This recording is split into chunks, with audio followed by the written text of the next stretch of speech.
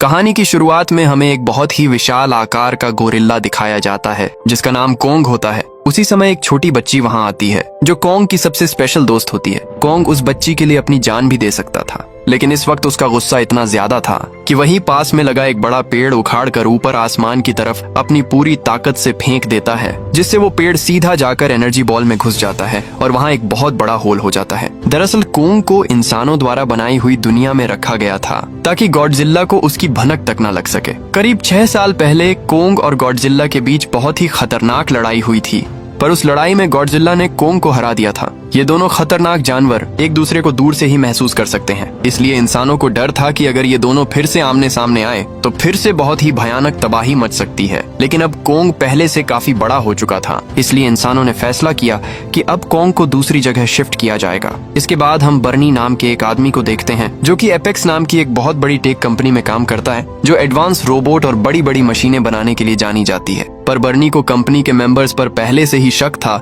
कि वो दुनिया से कुछ बड़ा छुपा रहे हैं और कुछ खतरनाक बना रहे हैं। बर्नी सच का पता लगाने के लिए कंपनी का सीक्रेट डेटा चुराने की कोशिश करता है, जिससे उसे पता चलता है कि कंपनी बहुत बड़े और गुप्त प्रोजेक्ट को हांगकांग भेजने की तैयारी कर रही है। लेकिन तभी खतरे का अलार्म जोर जोर से बजना शुरू हो जाता है। इसका मतलब था कि गॉडजिल्ला शहर के बहुत ही करीब आ चुका है। कुछ देर बाद हम देखते हैं कि गॉडजिल्ला समुद्र के पानी को चीरते हुए बहुत ही खतरनाक तरीके से बाहर निकलता है। ये देखकर वहाँ मौजूद हेलीकॉप्टर तुरंत उस पर हमला करना शुरू कर देते हैं, लेकिन गॉडजिल्ला बहुत ही ताकतवर था, इसलिए उसके सामने जो भी आता उसे वो तहस नहस कर देता। वहीं मौजूद सभी लोग ये देखकर बहुत ज्यादा हैरान रह जाते हैं, क्योंकि गॉडजिल्ला तो हमेशा इंसानों का रक्षक रहा है, तो आज वो सबको मारने की कोशिश क्यों कर रहा है। तभी गॉडजिल्ला गुस्से में आकर अपनी न्यूक्लियर पावर का इस्तेमाल करके पूरी एपेक्स कंपनी को 2 सेकंड में जलाकर राख कर देता है। ये खबर पूरी दुनिया में रातों रात फैल जाती है कि गॉडजिल्ला वापस आ चुका है, लेकिन वो इस बार रक्षक नहीं बल्कि दुश्मन की तरह सब कुछ तहस नहस कर रहा है। तभी एपेक्स कंपनी का मालिक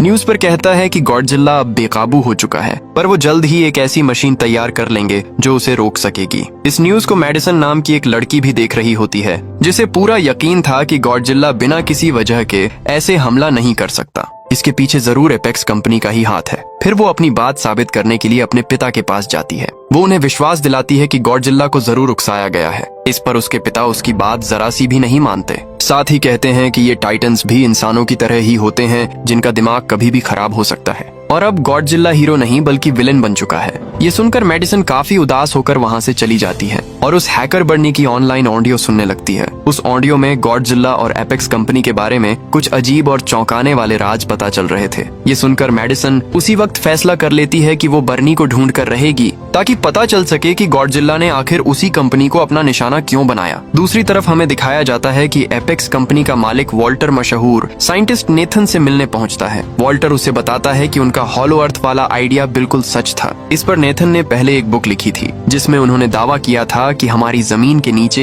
एक और छुपी हुई दुनिया मौजूद है जहां से इन टाइटन्स को अपनी असली ताकत मिलती है। तभी वॉल्टर उन्हें लालच देते हुए कहता है कि अगर वो वहां पहुंच गए तो उन्हें एक ऐसी पावर मिलेगी जिससे वो गॉडजिल्ला को आसानी से हमेशा के लिए रोक सकेंगे। इसी बीच वॉल्टर नेथन को अपने एक खास आदमी से मिलवाता है जो इस खतरनाक मिशन में जाने वाला है। वॉल्टर आगे बताता है कि उनकी टीम ने हॉलो अर्थ के अंदर ऊर्जा का एक ऐसा खजाना ढूंढ निकाला है जो पूरी दुनिया को बदल सकता है। नेथन ये सब सुनकर थोड़ा परेशान हो जाता है, क्योंकि कुछ साल पहले उसके भाई ने भी वहां जाने की कोशिश की थी, लेकिन वहां की अजीबोगरीब ग्रेविटी की वजह से उसके भाई की जान चली गई थी। दरअसल हॉलो अर्थ में ग्रेविटी इतनी खतरनाक है कि वहां पहुंचते ही दबाव की वजह से इंसान और मशीनें खत्म हो जाती हैं। इस पर वॉल्टर हल्की सी मुस्कान देकर कहता है कि उन्हें बिल्कुल भी फिक्र करने की जरूरत नहीं है, क्योंकि उसकी कंपनी ने एक खास HEAV नाम की एंटी ग्रेविटी क्राफ्ट बनाई है जो उस भारी दबाव को आसानी से झेल सकती है। तभी नेथन बताता है कि हर टाइटन के पास अपना घर का रास्ता ढूंढने के लिए एक कुदरती ताकत होती है, इसलिए उन्हें हॉलो अर्थ तक पहुंचने के लिए कोंग की मदद लेनी ही पड़ेगी,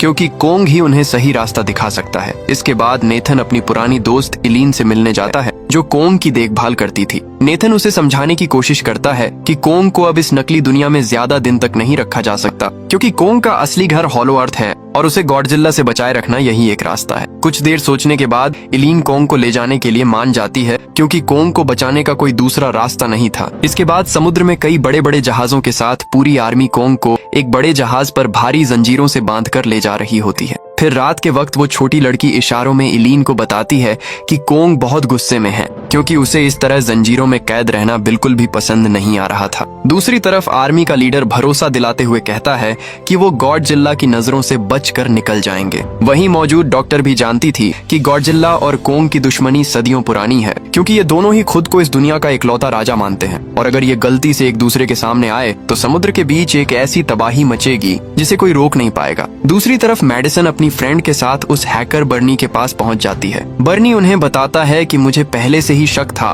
कि एपेक्स कंपनी छुपके से एक ऐसी चीज बना रही है जो गॉडजिला को चुनौती दे रही है और शायद गॉडजिला को इसी बात का पता चल गया है, इसलिए उसने कंपनी पर गुस्से में हमला किया होगा। दूसरी तरफ जहाजों में अचानक से खतरे के अलार्म बजना शुरू हो जाते हैं। वहीं मौजूद छोटी बच्ची घबराते हुए सबको इशारों में बताती है कि गॉडजिला आ रहा है। ये सुनकर सबको पता चल जाता है कि अब खतरनाक लड़ाई शुरू होने वाली है। इधर समुद्र में हम उसी विशाल गॉडजिला को देखते हैं जो समुद्र में मौजूद जहाजों को तोड़ते हुए कोंग की तरफ तेजी से बढ़ रहा था, लेकिन कोंग अभी भी उन भारी जंजीरों में जकड़ा हुआ था। इसलिए आर्मी कोंग को बचाने के लिए गॉडजिला पर बड़े बड़े रॉकेट और मिसाइलों से तेजी से हमला कर देती है, लेकिन गॉडजिला की खाल किसी पहाड़ की तरह थी, इसलिए उसे मिसाइलों का जरा सा भी असर नहीं होता। वो अपनी पूंछ का इस्तेमाल करके हवा में उड़ रहे हेलीकॉप्टरों को चुटकियों में तबाह कर देता है। इस हमले के दौरान गॉडजिला के अंदर और भी गुस्सा भर जाता है और वो तेजी से आर्मी के सभी जहाजों को तबाह करना शुरू कर देता है। इसके बाद आखिर में वो कोंग के जहाज पर एक तेज टक्कर मारता है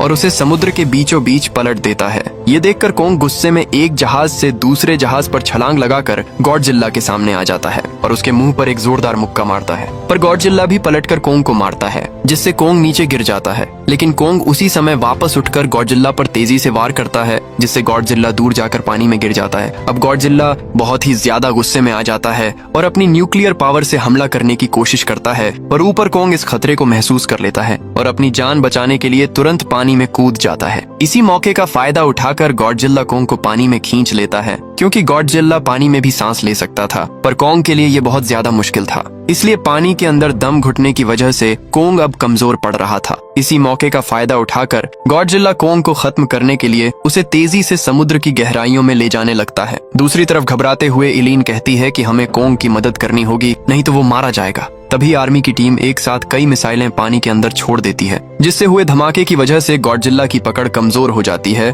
और कोंग जैसे तैसे पानी से बाहर आ जाता है। इसी बीच नेथन समझदारी से काम लेता है और ऑर्डर देता है कि सभी जहाजों के सारे इंजन और मशीनें तुरंत बंद कर दी जाएं। वे चाहते थे कि गॉडजिला को ऐसा लगे कि यहाँ मौजूद सब लोग मर चुके हैं और उसकी जीत हो चुकी हो। अब जैसे ही सब कुछ बंद किया जाता है तो गॉडजिला गुस्से में कोंग की तरफ देखता है और उसे मरा हुआ समझकर वहाँ से चला जाता है। इधर इलीन को डर था कि अगर जहाज को चलाया तो गॉडजिला वापस लौट आएगा। इस पर नेथन कहता है कि हम अब समुद्र के रास्ते नहीं बल्कि कोंग को ऊपर हेलीकॉप्टर की मदद से ले जाएंगे। दूसरी तरफ मेडिसन अपने दोस्तों के साथ छुपके से एपेक्स कंपनी हेडक्वार्टर में घुस जाते हैं। वहाँ उन्हें स्कल क्रॉलर के बहुत सारे बड़े बड़े अंडे मिलते हैं जिन्हें कंपनी ने किसी गुप्त काम के लिए रखा हुआ था। वे लोग उन अंडों को देख ही रहे थे कि तभी अचानक से उस लैब का दरवाजा अपने आप लॉक हो जाता है। असल में वे लोग एक हाई स्पीड ट्रांसपोर्ट बोर्ड में फंस गए थे जो उन सबको उन अंडों के साथ बड़ी तेजी से जमीन में बने रास्तों से हांगकांग की तरफ ले जाने लगता है। दूसरी तरफ आर्मी हेलीकॉप्टर की मदद से कोंग को अंटार्कटिका के उस रास्ते तक पहुंचा देती है जो सीधा हॉलो अर्थ की तरफ जाता था। वहां पहुंचकर वो छोटी बच्ची कोंग को गुफा के अंदर जाने का इशारा करती है, लेकिन कोंग उस गुफा में जाने से साफ मना कर देता है। तभी नेथन उस छोटी बच्ची की मदद लेता है। इस पर वो छोटी बच्ची कोंग को समझाती है कि उस गुफा के उस पार तुम्हारा असली घर है। तभी कोंग उस बच्ची की बात मानकर गुफा के अंदर चला जाता है। कोंग को गुफा के अंदर जाते देख ये सब लोग भी अपनी एंटी ग्रेविटी कारों के साथ उसके पीछे निकल पड़ते हैं। कुछ देर में हॉलो अर्थ पहुंचते ही उन्हें एक ऐसी दुनिया दिखाई देती है जहां सब कुछ उल्टा पुल्टा था। एंटी ग्रेविटी कारों की वजह से सब लोग वहां के खतरनाक दबाव से बच जाते हैं। इस उल्टी दुनिया में जैसे ही ये लोग कदम रखते हैं तो वहां के अजीबोगरीब मॉन्स्टर उन पर तेजी से हमला करना शुरू कर देते हैं। तभी एक उड़ता हुआ मॉन्स्टर आगे चल रही कार पर हमला कर उसे दबा देता है और एक मॉन्स्टर उस छोटी बच्ची पर हमला करने ही वाला होता है कि तभी कोंग पीछे से आकर उस मॉन्स्टर को पकड़कर नीचे जमीन पर पटक देता है और बड़ी ही बेरहमी से उसे मार डालता है। इसके बाद कोंग तेजी से अपने घर की तलाश में निकलता है और बाकी सब लोग उसके पीछे पीछे जाते हैं। दूसरी तरफ मेडिसन और उसके दोस्त उसी मशीन के जरिए हांगकांग के सीक्रेट लैब में पहुंच जाते हैं। वहां पहुंचकर उन्हें पता चलता है कि गॉडजिला को खत्म करने के लिए कंपनी ने एक बहुत ही मजबूत लोहे का गॉडजिला तैयार किया है, जिसका नाम मेका गॉडजिला था। इसे रेन सेरेजावा नाम का आदमी अपने दिमाग के जरिए कंट्रोल कर रहा था। ये देखकर मेडिसन और बर्नी को समझ आता है कि आखिर गॉडजिला ने इस कंपनी पर क्यों हमला किया था। मेका गॉडजिला की ताकत जानने के लिए उसके सामने स्कल क्रॉलर को छोड़ दिया जाता है। तभी मेका गॉडजिला अपनी लेजर बीम का इस्तेमाल करता है और देखते ही देखते स्कल क्रॉलर को बीच से 2 टुकड़ों में काट देता है। पर दिक्कत ये थी कि मेका गॉडजिला को पूरी तरह चलाने के लिए जितनी पावर चाहिए थी वो कंपनी के पास नहीं थी। वो खास पावर हॉलो अर्थ में ही मिल सकती थी। इसलिए कंपनी का मालिक उस एनर्जी को ढूंढ रहा था ताकि वो मेका गॉडजिला को हमेशा के लिए जिंदा कर सके। जैसे ही मेका गॉडजिला को थोड़ी देर टेस्ट किया जाता है तो गॉडजिला को उसकी भनक लग जाती है। वो पूरी तरह समझ जाता है कि उसे कोई चुनौती दे रहा है और वो फौरन हांगकांग की तरफ तेजी से बढ़ने लगता है। दूसरी तरफ हॉलो अर्थ की दुनिया मानो किसी सपने जैसी खूबसूरत थी। वहाँ की असली एनर्जी एक विशाल पहाड़ के अंदर छुपी हुई थी।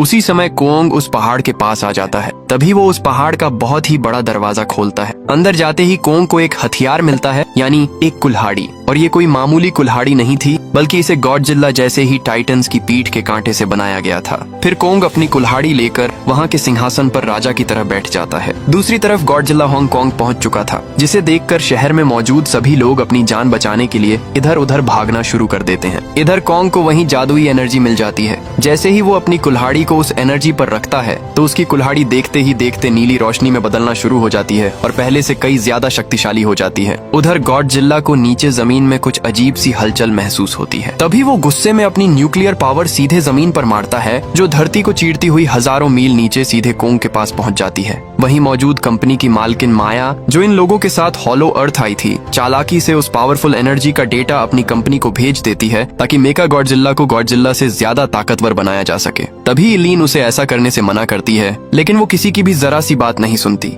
इसी बीच गॉडजिला की न्यूक्लियर पावर वहां तक पहुंच जाती है और सब कुछ तहस नहस होना शुरू हो जाता है। तभी माया वहां से भागने की कोशिश करती है और कोंग उसे भागते हुए देख लेता है और उसकी कार को अपने हाथों से पकड़कर ब्लास्ट कर देता है। फिर कोंग अपनी जादुई कुल्हाड़ी उठाता है और गॉडजिला से लड़ने के लिए उसी रास्ते से छलांग मारते हुए सीधे हांगकांग की धरती पर पहुंच जाता है, जहां गॉडजिला उसका बेसब्री से इंतजार कर रहा था। कोंग गुस्से में अपनी कुल्हाड़ी से गॉडजिला पर एक जोरदार वार करता है, जिससे गॉडजिला जख्मी हो जाता है। फिर गॉडजिला गुस्से में बार बार अपनी न्यूक्लियर पावर से हमला करने की कोशिश करता है, लेकिन कोंग अपनी चालाकी से हर बार बच निकलता है। दोनों के बीच बहुत ही खतरनाक लड़ाई शुरू हो जाती है, पर आखिर में गॉडजिला कोंग पर भारी पड़ने लगता है। वो कोंग को बुरी तरह घायल करके जमीन पर गिरा देता है, उसकी छाती पर पैर रख देता है और उसके मुंह के सामने एक जोरदार दहाड़ मारकर वहां से जाने लगता है। दूसरी तरफ कंपनी के मालिक को वो एनर्जी मिल चुकी थी जिसका उसे बेसब्री से इंतजार था। जैसे ही वो एनर्जी मेका गॉडजिला में डाली जाती है तो मेका गॉडजिला पूरी तरह जाग जाता है, लेकिन एक्टिवेट होते ही मेका गॉडजिला बेकाबू हो जाता है और सब कुछ अपने कंट्रोल में ले लेता है। वो सबसे पहले कंपनी के मालिक वॉल्टर को मारता है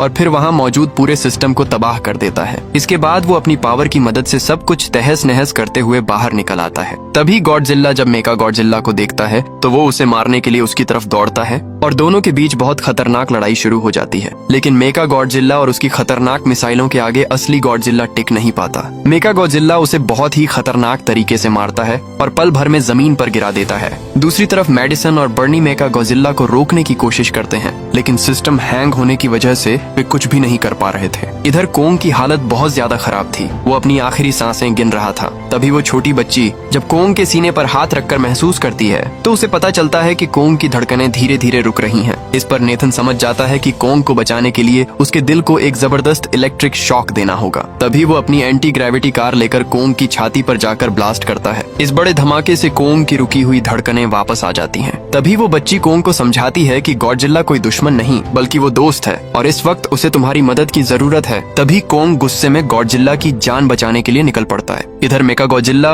अपनी खतरनाक लेजर से गॉडजिला को खत्म करने ही वाला था कि तभी कोंग वहां आकर उठाकर उसकी जान बचा लेता है। तभी गॉडजिला समझ जाता है कि मेका गॉडजिला को हराने के लिए उसे और कोंग को मिलकर लड़ना होगा। लेकिन मेका गॉडजिला इतना ताकतवर था कि वो अकेला उन दोनों पर भारी पड़ रहा था। इसी बीच कोंग की नजर अपनी कुल्हाड़ी पर पड़ती है, पर अब उस कुल्हाड़ी में वो पावर नहीं बची थी। लेकिन इसके बावजूद भी कोंग उस कुल्हाड़ी को लेकर तेजी से मेका गॉडजिला पर हमला कर देता है, पर उल्टा मेका गॉडजिला कोंग को मारने लगता है। जब मेका गॉडजिला अपनी पूंछ से कोंग को मारने ही वाला था, तभी कोंग अपनी पूरी ताकत लगाकर उसे रोक लेता है। दूसरी तरफ मेडिसन और बर्नी परेशान थे, वो सिस्टम को सही नहीं कर पा रहे थे। लेकिन इसी बीच वहाँ मौजूद जोश को एक आइडिया आता है और वो बर्नी की शराब उठाकर मेन कंट्रोल पर डाल देता है। ऐसा करते ही सिस्टम तेजी से फेल होना शुरू हो जाता है और मेका गॉडजिला कुछ देर के लिए बंद हो जाता है। इसी मौके का फायदा उठाकर गॉडजिला अपनी न्यूक्लियर पावर से कोंग की कुल्हाड़ी को चार्ज कर देता है। इसके बाद कोंग गुस्से में मेका गॉडजिला पर हमला कर देता है और कुल्हाड़ी की मदद से उसके हाथ काट डालता है और देखते ही देखते कोंग मेका गॉडजिला के टुकड़े टुकड़े कर देता है